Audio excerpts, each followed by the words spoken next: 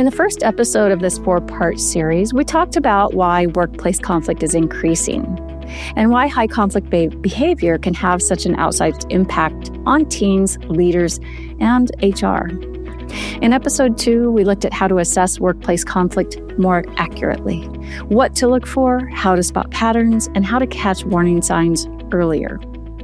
But once you've identified the problem, the next question is the one every leader eventually faces. What do you actually do when conflict is already in the room? Because this is where leaders often make things worse without meaning to, by over-explaining, reacting emotionally, avoiding limits, or confronting in ways that actually escalate the situation. So today, we are getting practical.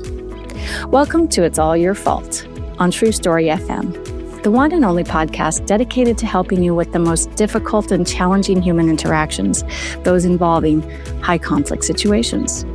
I'm Megan Hunter, and I'm here with my co-host, Bill Eddy. Hi, everybody. We are the co-founders of the High Conflict Institute and conflictinfluencer.com. And today we're just thrilled once again in this 3-part series to be joined by Michael Lomax. Hi, Michael. Morning. Tell us a little bit about where you live, because I think most of our listeners know that Bill's in California and I'm in Arizona. Where are you? I'm on, Vancouver Island in Canada on the West Coast. West Coast. Yeah, sounds beautiful. I will get there one day.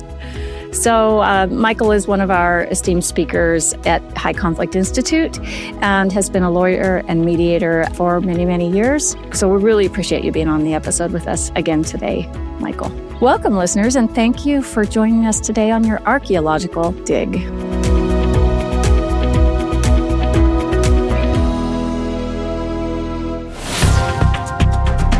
So, Michael, I'm going to start with you.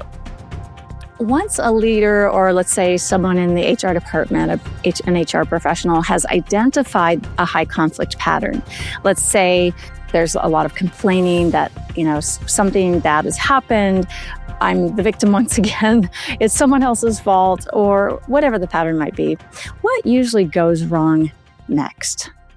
Why do smart leaders get pulled into these conflicts? I'd probably say a couple of things just to start off with. For people listening, they might worry that, do I have to kind of diagnose this person as a high conflict person and sort of fit them into a bunch of criteria? No, we don't need to do that. In fact, we would discourage you from trying to diagnose this person. Instead, it really is looking at these behavioral patterns. We can all get upset and we can all sometimes act out at work, but then realize, okay, I shouldn't have done that. And sometimes situations can overwhelm average people. And sometimes for a long period of time, big organizational restructuring, I'm worried about losing my job, or other big changes at work, or life events outside work.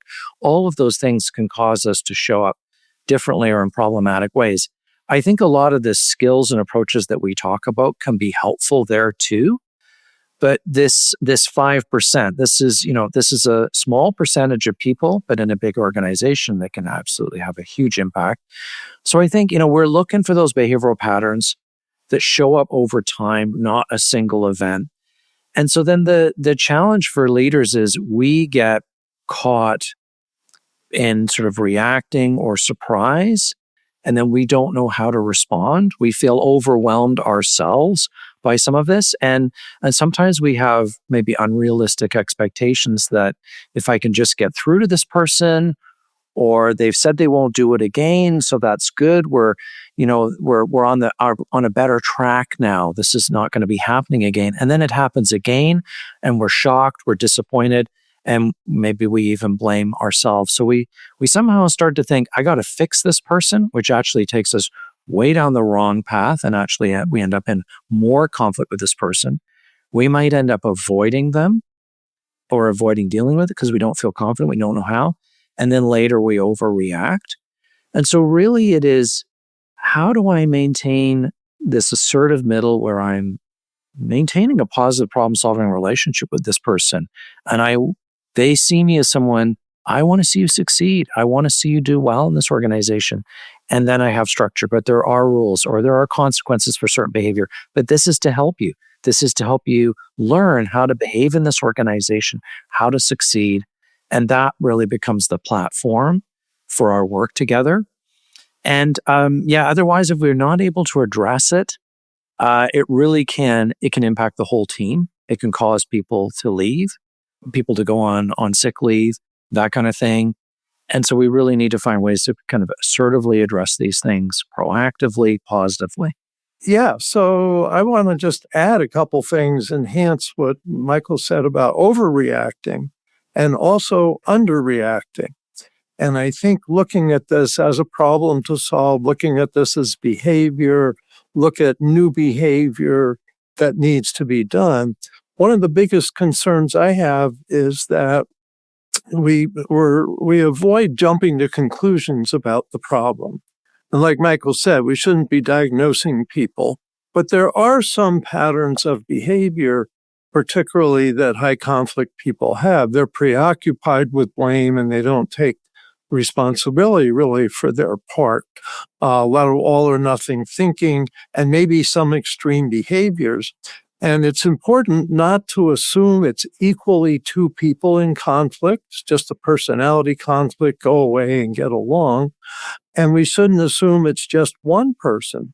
So we have to be careful about these assumptions and careful we don't overreact, underreact, that people really focus on, what's the problem and what's the new behavior that we need here so that it's not about insight. And once you realize maybe I'm dealing with a high conflict person, you're not going to talk them into self-awareness. That's one of the problems they have. So instead, you want to talk about, let's look at your choices here. Let's look at your options. Let's look at what we need to do and the benefit to you. I love what you said, Michael, about we want you to succeed here and to get that kind of message. But focus on behavior, especially new behavior. Don't focus so much on the old behavior and you shouldn't do this and you shouldn't have done that. We need you to do more of this so that it's future focused, so that doesn't trigger defensiveness unnecessarily. So it's kind of figuring out the problem, but don't make assumptions. That's one of the biggest things. Yeah, so important. Because I think we can get it backwards sometimes. And we may have our own biological reactions where we may not like this person so much because of the behavior. And that can lead us into making quick assumptions. And those assumptions may lead us to thinking in our own all or nothing ways, like this person just needs to go, right? Instead of, can we help this person be successful here? And sometimes we can. So we're going to talk about a few of those things today. So let's start, Bill, with BIFF. Our listeners are very familiar with BIFF. If you're new here as a listener, Bill's going to tell you all about BIFF. BIFF has become sort of a philosophy, a way of being, sort of, and how we interact with other people. So first, help us understand what BIFF is, what it's used for, and how it can help with someone who has these high conflict behaviors in the workplace. BIFF stands for brief, informative, friendly, and firm. And it's designed for responding to hostile emails, hostile texts, or even letters that are written. It's become a frame of reference that people are using also for verbal interactions. And the feedback we get is when people start writing this way, it changes their attitude towards the other person. They start taking a problem-solving approach instead of, I hate this person or this person, is all such a big problem. And instead, becoming more strategic. What do I need? In one paragraph, what can I say that says how we can solve a problem and keep moving forward? And so one of the important things about BIFF is it doesn't focus on what people have wrong. It focuses on what to do and information you may not be aware. Here's some information you may not have. So I'll give a quick example. Let's say someone gets an email or text saying, you were so rude and inconsiderate yesterday. You were making noise when I was making phone calls. And, you always do this kind of thing. And you just, it's so inconsiderate and rude, etc. So you get that. And so here's what I would call a BIFF response, as long as this is true. If this is true, so person writes back, thanks for letting me know your concerns. And you can say that even when someone's saying all this stuff, they're kind of letting you know there's a problem buried in there somewhere. Thanks for letting me know your concerns. You may not be aware, but yesterday I was out of town. So what you're talking about would not have applied to me. I hope things can work out peacefully for the future, and I wish you well. And that's BIFF response. That's all you need to do. You don't need to say, hey, buddy, you got it wrong. You're the jerk. You're the rude person. Look at the way you just wrote to me. None of that is necessary. You just, thanks for letting me know your concerns, for your information. I wasn't there yesterday, and I hope you can get this worked out. Good luck or whatever. So it just shifts the conversation. And what's so important to know is attacking the other person back just keeps it going. It's a spiral effect. And you see this all the time on the internet, comments that lead to worse and worse. It's always a spiral down once that kind of hostility gets expressed. And so this just bounces it back in a positive framework. And you can influence the conversation. And often a good BIFF response doesn't get anything further. It's like, all right, I get it. And it goes away. That's the firm part. Firm doesn't mean harsh. But I think, Megan, you were kind of getting at that this actually influences the bigger picture, how people think about each other. And in organizations, you think about what's the problem? What's the information that's missing? How can I communicate this in a friendly way and firm way? And it's so much more forward facing and problem solving rather than the attack and defend cycle. So I think that's the benefit of BIFF. And I estimate, because, we developed this method in 2007, that we've probably taught about 500,000 professionals and individuals through our books and seminars and articles and website. And just about everyone that learns this method teaches somebody else. So I estimate about 1 billion people are using this in the workplace, in legal disputes, et cetera. So, Michael, I was thinking with BIFF, in written communications in the workplace, there's so, if you receive one of these kind of hostile emails or Slack message or whatever medium it is, you can really take a hit, right? And you get that gut punch. Now you're kind of emotionally hooked. Being emotionally hooked can ruin your day or maybe even ruin even in just an hour. That's an hour of productivity loss. Many people that we work with and help talk about going home, taking these emails home, taking that message from the email or the message home and losing sleep over it. And they just keep ruminating about it and it goes around in their mind over and over. They think about how to respond. And that's those who are able to stop themselves before firing off that kind of just knee-jerk reaction response. And I've seen those where the very reasonable person in the workplace is, kind of being sparred with via email. And they finally get that one email that makes them just lose their mind. And then they write something back, hit send, boom. And then there's the regret. Right? It feels good in the moment and it's happened so quickly and you're usually such a reasonable person. It's like, how did I do this? And now I'm embarrassed. Now I regret it. Now I'm going to look high conflict to everybody else on the team.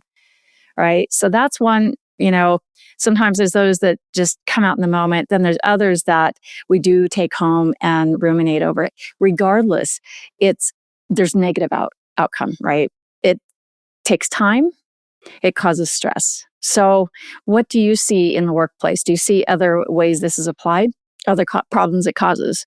In terms of our own reaction to this, right? And the problems that causes.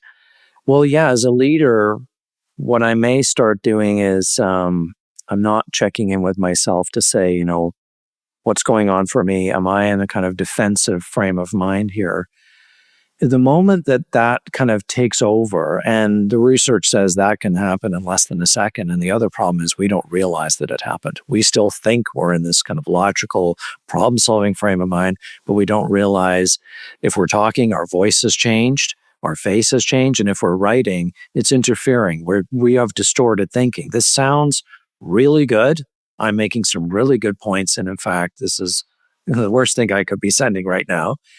So I think a couple of things are checking in with ourselves, just going to the balcony, almost visualizing myself looking down on the situation and observing myself, observing my reaction, because then I'm getting cognitive on my feelings, on my reaction. And that alone sometimes can help me shift back. Or I need to take a break, or I need to, before I hit reply, I'm actually going to show this to, it could be somebody in HR, it could be a trusted confidant, say, am I sounding defensive? Even if I'm trying a BIFF response, I can still go beyond information into defending myself without realizing. Get someone else to coach me on it. Yes, you're sounding a bit defensive here. Okay, so that just taking that time to check in with myself. And then really the other thing is, how can I regulate? And things like, Bill, you talk about encouraging statements, telling myself encouraging statements. Our brain is always listening to us. And usually we imagine, especially as you're talking about, Megan, at 2:00 in the morning, we are imagining the worst case scenario. As I remember going for a walk with Tammy, my wife, once, and saying, do you ever rehearse conversations with another person that you hope to never have? She's like, yeah, all the time. Right? So we're rehearsing the worst case scenario. It affects our physiology. It gets in our way. So we kind of do the opposite. I'll get through this. I'm a good supervisor. I've worked with this person before. They usually end up calming down. If I engage this way, I'll probably get there. That kind of thing. So I think there are definitely internal strategies. And even if the person that is we're dealing with is having a big reaction, again, sometimes we underestimate our ability to get them back. There are ways we can engage, even if it feels really difficult, that can calm it and can help redirect this in so much more productive direction. So, Bill, one of the methods you've developed is called the CARS method. And it's very effective at understanding what's needed in a conversation or with a situation, a high conflict situation. It's really rather simple. It's just hard to do. It's hard to remember sometimes because it's opposite of what we're used to doing in difficult and challenging situations. So tell us a little bit about the CARS method and kind of what it helps a leader do or helps someone in HR or an HR professional do. Yeah, so it's designed to address 4 of the biggest areas that high conflict people have difficulty, or anyone has difficulty in a conflict. I think it's easy to remember the word CARS because it's a familiar word, but it's CARS. And I think when people catch me by surprise, and a lot of these conflicts, especially high conflicts, have a lot of emotion and catch you by surprise. Someone walks in and says, I can't believe that you did this, or I can't believe that she did this, or whatever. And I go, okay, I've got to connect, analyze, respond, set limits. All right, so connecting. Yeah, I need to show some empathy, some attention, some respect. So I'll say, wow, sounds like something big's going on. That sounds really hard or sounds frustrating. So that's empathy. I hear your frustration. And if we can put a word on what we think is happening, it often helps calm it, including ourselves. Like you were saying, Michael, check in with ourselves. If I can go, I'm afraid, or I'm angry, or I'm worried, or I'm under time pressure. It's like, oh yeah, that's what's happening. It's almost like I've got a word for it now. It's a problem that I can solve. It's manageable. But so you give someone some empathy. You pay attention. You say, wow, what's going on? Tell me more. I want to understand. And when people are upset and you say something like that, they almost always calm down immediately because they don't have to get your attention. They have your attention. And it doesn't cost you like more than a minute to say, wow, tell me what's happening. People pretty quickly, well, this, and this, so-and-so didn't clean up in the lunchroom yet again. You've got to do something about this, Bill. And, so it is listening and understanding, say, oh, wow, that's too bad. Okay, well, let's look at what we can do. And Bill, I just want to say here, I like to refer to this as the replacements, right? Our normal responses and reactions, particularly in high conflict, are not going to work very well. So we have to replace what we're used to doing with this other thing. And what you're talking about here are ear statements, right? Empathy, attention, and then the last one being respect. And people, especially in the workplace, want respect. And if you can respect something about them and say, wow, I appreciate you bringing this to my attention. Now, of course, something that we like to tell managers is as soon as you become a manager and you talk with your employees, is tell them, whenever you bring me a problem, please bring me a proposed solution. And that's going to get into the A of the CARS method.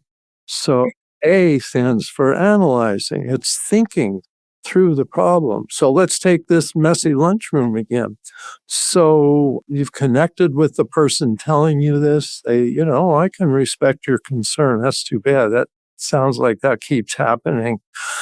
Now, what can we do about this? You said this isn't the first time. What do you propose could be done with this problem? We want to get the person thinking.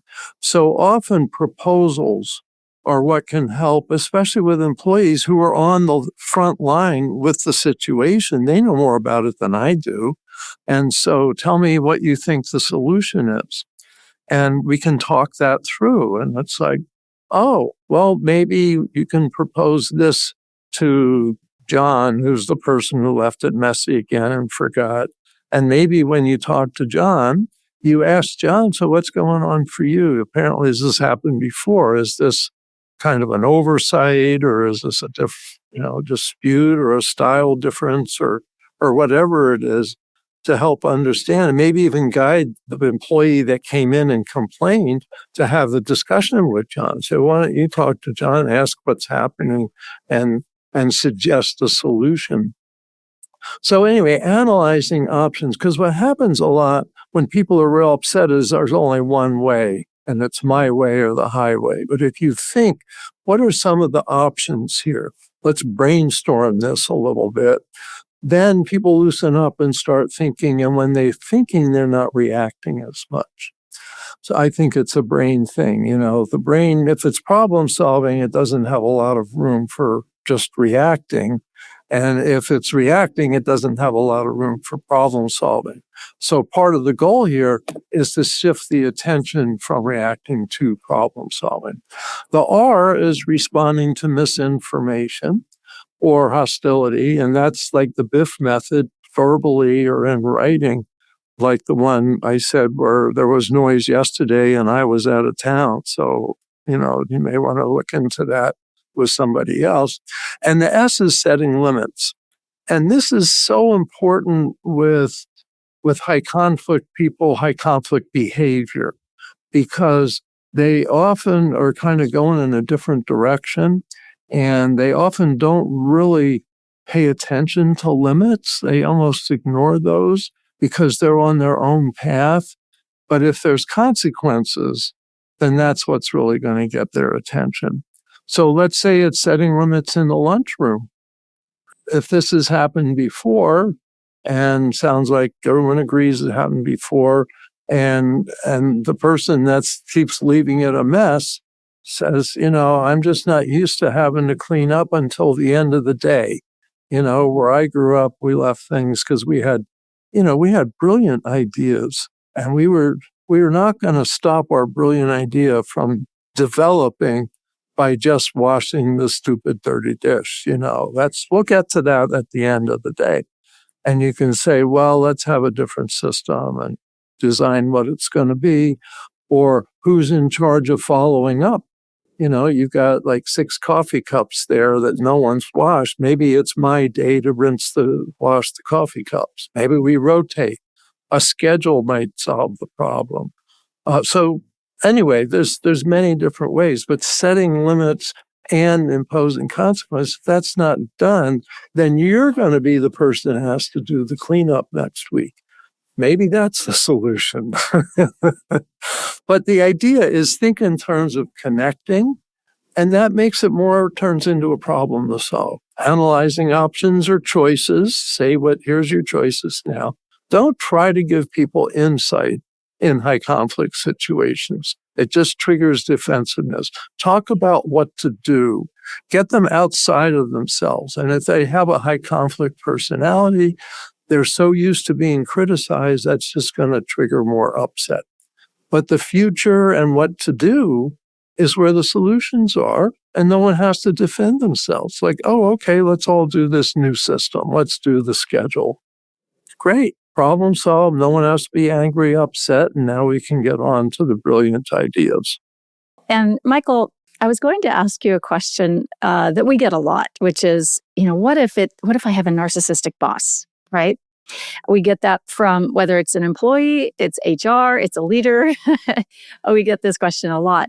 But instead of asking that question, I think it might behoove us to think about it in terms of the CARS method, right? Do we use the CARS method all the time?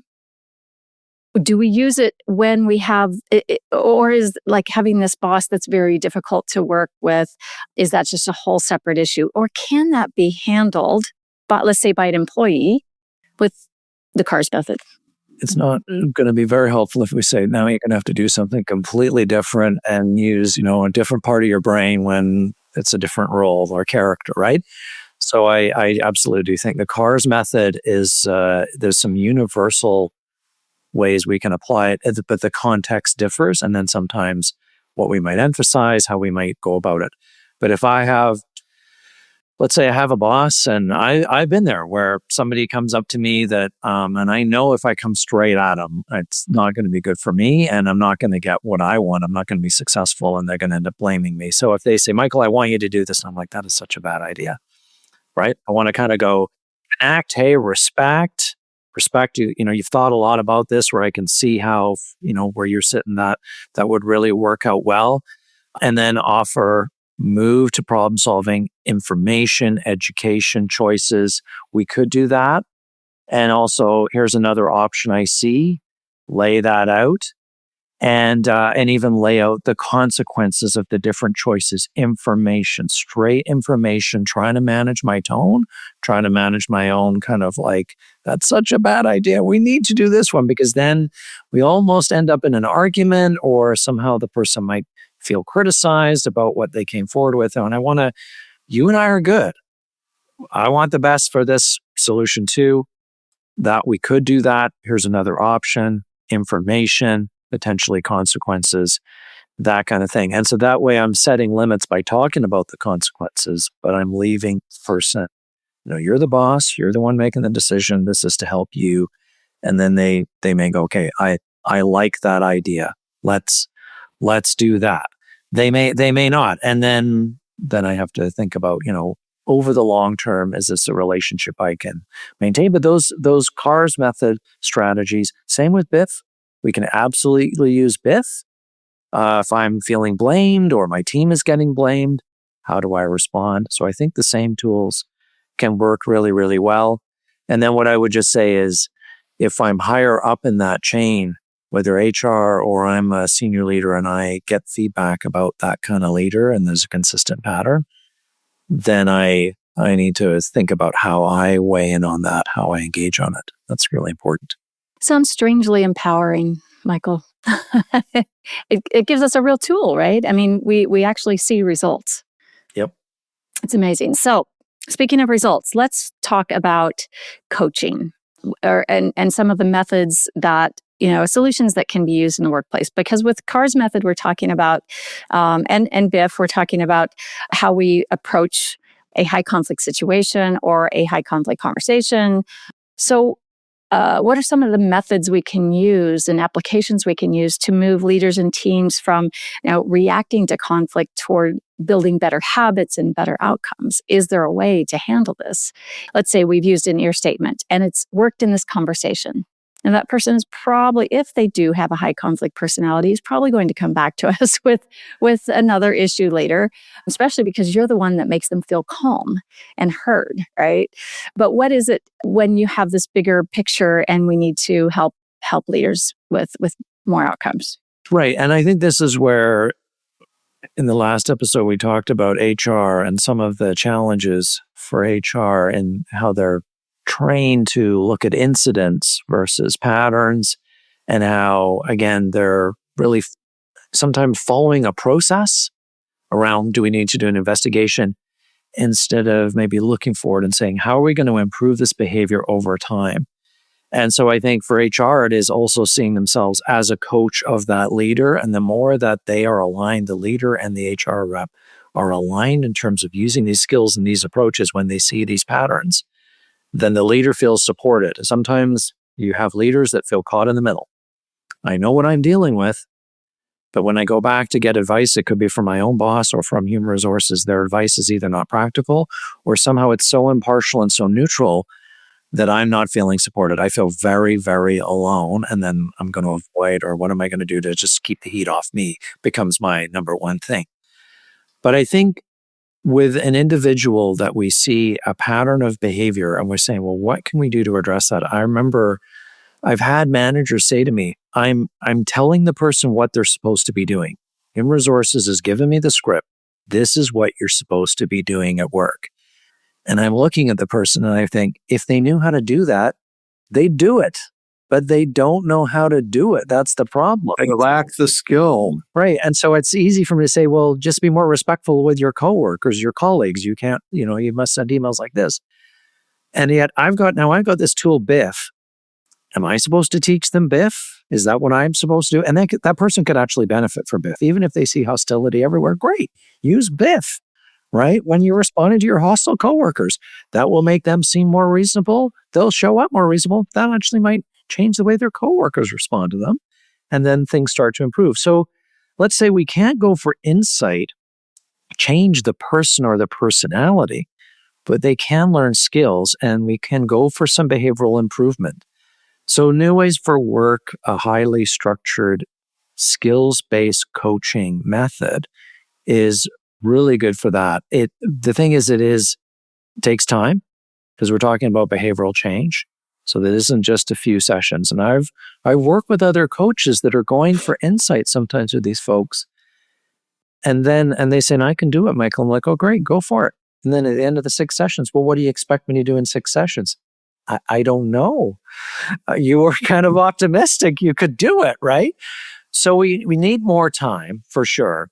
But it's focused on future behavior. It's focused on teaching those skills, like even teaching ear to this person, teaching BIFF, teaching them how to make proposals, how to calm themselves, how to behave moderately in the workplace.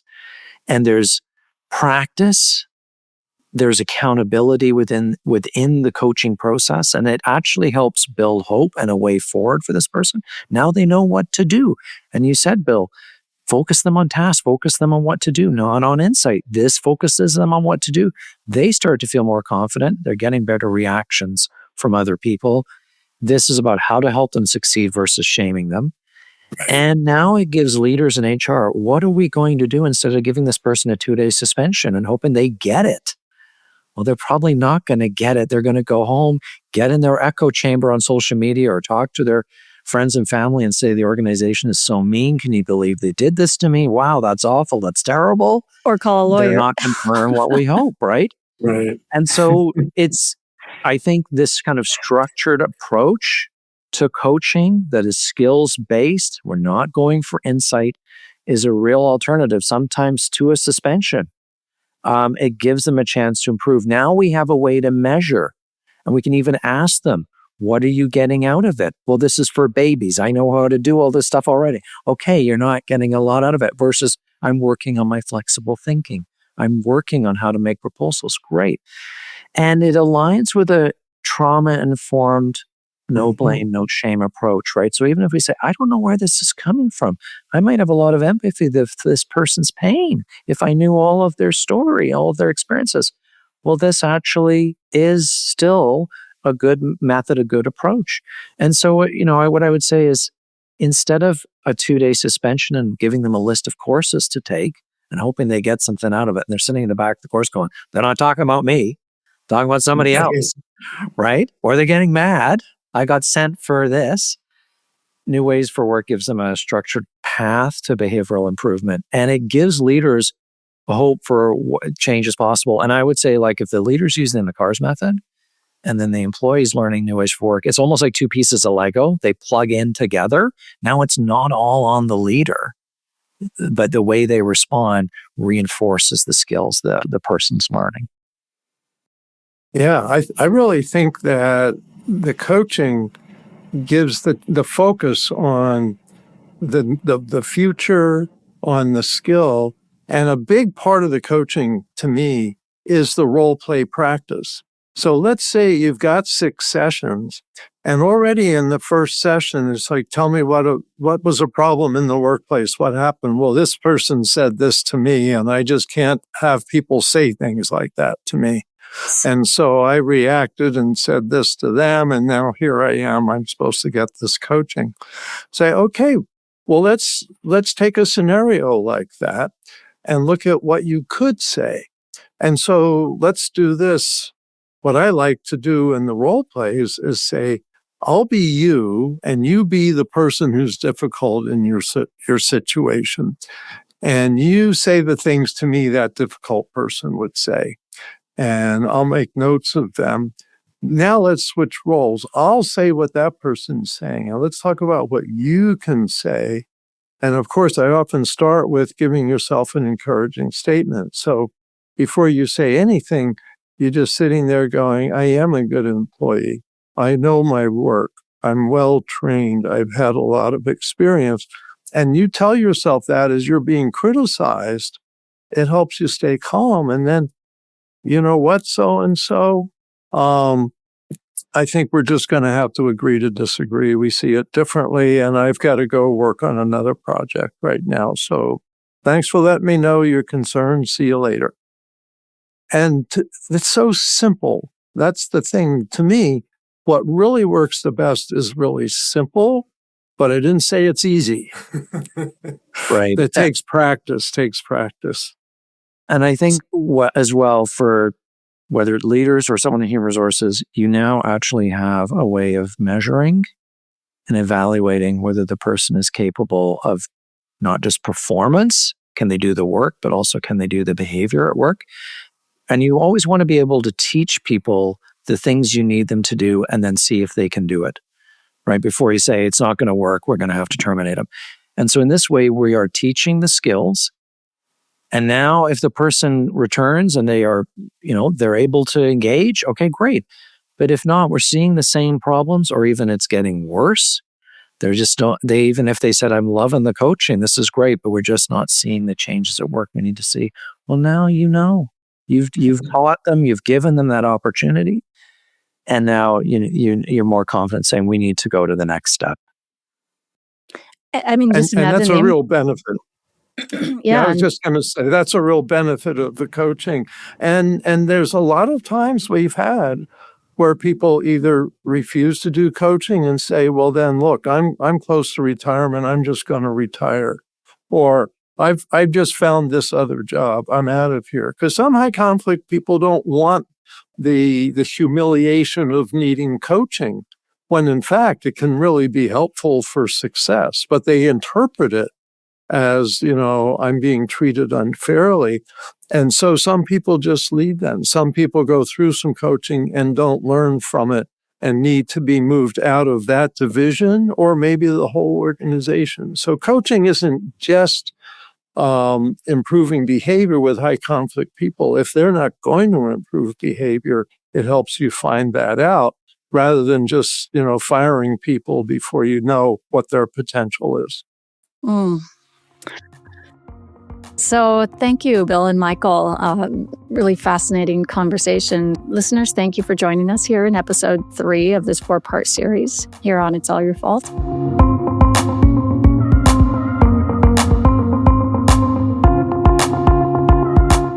We've talked about why workplace conflict is increasing, how to assess it more accurately, and what leaders can do in the moment. So in the next episode, we're going to kind of zoom out from individual leaders and individual cases to the organization as a whole. What does a conflict-ready organization do differently? How can HR move from reactive conflict management to a more strategic, measurable, organization-wide approach? So don't miss it. If you're looking for training or consultation about a high conflict situation for your organization, visit us at highconflictinstitute.com, including if you're interested in our new assessment for organizations to determine if you are conflict ready. And if you have a high conflict situation in your personal life, visit conflictinfluencer.com. Keep learning and practicing the skills. Be kind to yourself and others while we all try to keep the conflict small and find the missing piece. It's All Your Fault is a production of TruStory FM. Engineering by Andy Nelson. Music by Wolf Samuels, John Coggins, and Ziv Moran. Find the show notes, and transcripts at trustory.fm or highconflictinstitute.com/podcast. If your podcast app allows ratings and reviews, please consider doing that for our show.